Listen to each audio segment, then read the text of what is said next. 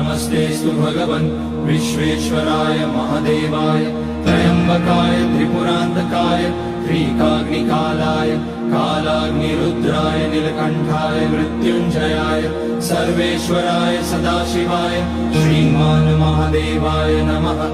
ॐ नमः शम्भवाय च मयोभवाय च नमः शङ्कराय च मयस्कराय च नमः शिवाय च शिवतराय च।